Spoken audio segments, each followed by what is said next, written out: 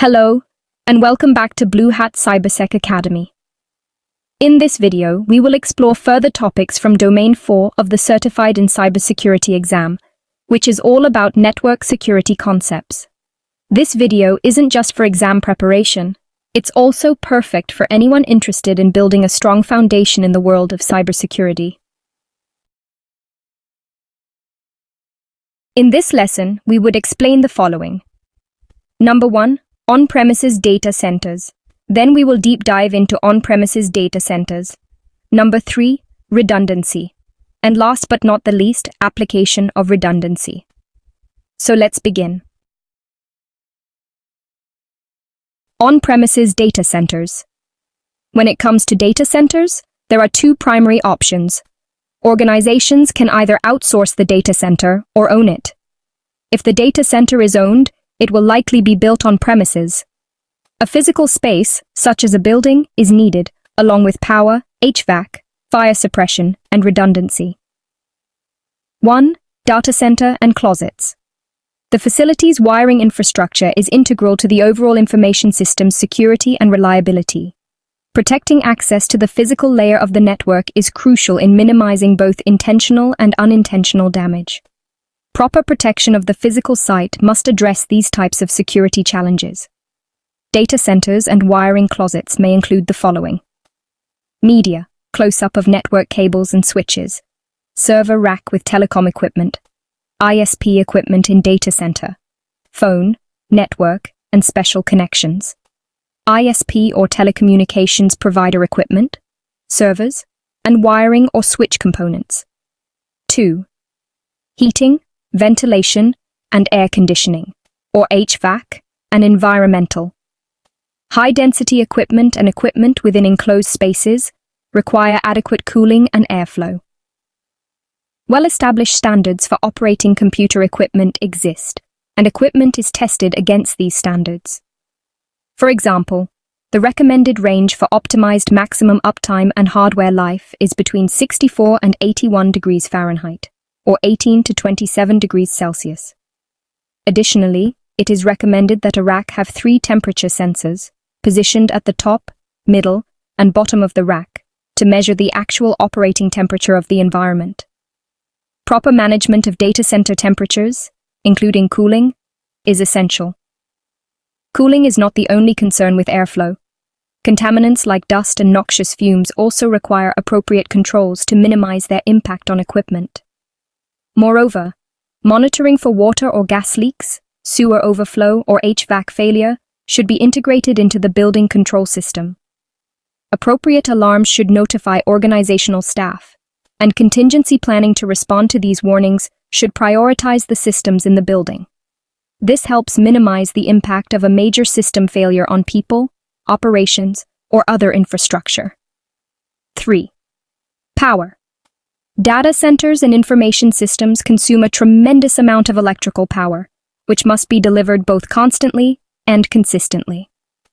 Wide fluctuations in power quality affect system lifespan, while disruptions in supply can completely halt system operations. Power at the site is always a critical part of data center operations. Regardless of the fuel source, backup generators must be sized to support the critical load, the computing resources, and the supporting infrastructure. Similarly, battery backups must be properly sized to carry the critical load until generators start and stabilize. As with data backups, testing is necessary to ensure the failover to alternate power works properly. 4. Fire suppression. For server rooms, appropriate fire detection and suppression systems must be considered based on factors such as the size of the room, human occupation, egress routes, and the risk of damage to equipment. For example, water used for fire suppression would cause more harm to servers and other electronic components. Gas-based fire suppression systems, however, are more equipment-friendly, but can be toxic to humans. Now let's dive deeper into the air conditioning requirements of a data center. Servers and other equipment generate a lot of heat that must be handled properly. This is not just to ensure comfort when humans are present, but to maintain equipment within its optimal operating parameters. When equipment overheats, it can lead to quicker failures or voided warranties. Most equipment is programmed to automatically shut down when a certain temperature threshold is reached.